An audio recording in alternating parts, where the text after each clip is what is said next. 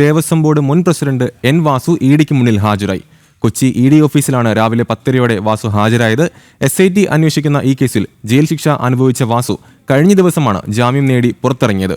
വിവരങ്ങളുമായി നിഷ ദിലീപ് ചേർന്നു. നിഷ, ശബരിമല സ്വർണ്ണ കവർച്ച കേസിൽ SIT ഒന്നാകെ തിരിച്ചടി നേരിടുന്ന ഘട്ടത്തിൽ ഇഡി പിടിമുറുക്കുകയാണ്. ഈ ഒരു ഘട്ടത്തിൽ എൻ വാസുവിനെ ചോദ്യം ചെയ്തിരിക്കുന്നു എന്ന് മനസ്സിലാക്കുന്ന വിവരങ്ങൾ. അവൻ രാവിലെ 10:30 കൂടിയാണ് എൻ വാസു കൊച്ചിയിലെ ഇഡി സോണൽ ഓഫീസിലെത്തിയത്. മാർച്ച് ആദ്യവാരം തന്നെ ചോദ്യം ചെയ്യലിന് ഹാജരാകാൻ ഇഡി എൻ വാസുവിനും തന്ത്രിക്കുമൊക്കെ നോട്ടീസ് അയച്ചിരുന്നു. അതിന് പ്രകാരമാണ് ഇപ്പോൾ എൻ വാസു ഇന്ന് രാവിലെ 10:30 കൂടി ഇഡി ഓഫീസിൽ ഹാജരായത്. കേസിൽ 3-ാം പ്രതിയായിരുന്ന വാസുവിനെ പ്രത്യേക അന്വേഷണ സംഘം അറസ്റ്റ് ചെയ്തതോടുകൂടി റിമാൻഡിലായിരുന്നു. മൂന്ന് മാസം റിമാൻഡിലായിരുന്നു. സ്വാഭാവിക ജാമ്യം നേടി എൻ വാസു പുറത്തിറങ്ങിയതിന് പിന്നാലെയാണ് എൻഫോഴ്സ്മെന്റ് ഡയറക്ടറേറ്റ് ചോദ്യം ചെയ്യലിന് ഹാജരാകാനായി എൻ വാസുവിന് നോട്ടീസ് അയച്ചിരുന്നത്.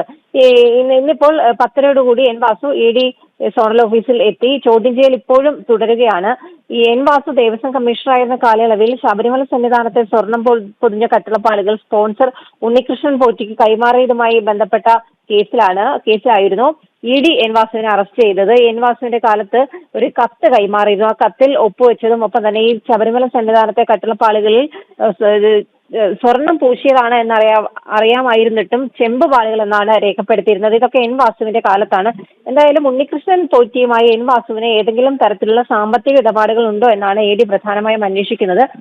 ഈ കേസിന്റെ അന്വേഷണം എൻഫോഴ്സ്മെന്റ് ഡയറക്ടറേറ്റ് ഏറ്റെടുത്ത ആ ഒരു ആദ്യഘട്ടത്തിൽ തന്നെ കേരളത്തിലും ബംഗളൂരുവിലുമായി വിവിധ ഇടങ്ങളിൽ ഈ പ്രതിപട്ടികയിലുള്ള ആളുകളുടെ വീടുകളിലും ഒപ്പം തന്നെ സ്മാർട്ട് ക്രിയേഷൻസിലുമൊക്കെ റെയ്ഡുകൾ നടത്തിയിരുന്നു. ആ റെയ്ഡിൽ നിരവധി തെളിവുകളും രേഖകളും എല്ലാം ഇഡി പിടിച്ചെടുത്തിരുന്നു. ഈ തെളിവുകളുടെയൊക്കെ അടിസ്ഥാനത്തിലാണ് എൻ വാസു അടക്കമുള്ള ആളുകളെ ചോദ്യം ചെയ്യുന്നത്.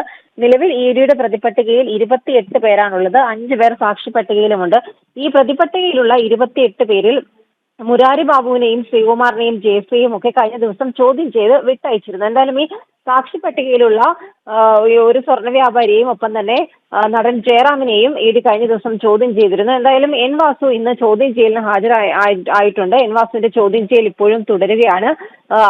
അടുത്ത ദിവസം, അതായത് നാളെ ഇഡിക്ക് മുന്നിൽ ഹാജരാവാൻ ശബരിമലയിലെ തന്ത്രിക്കും ഇഡി നോട്ടീസ് നൽകിയിട്ടുണ്ട്. അമൽ.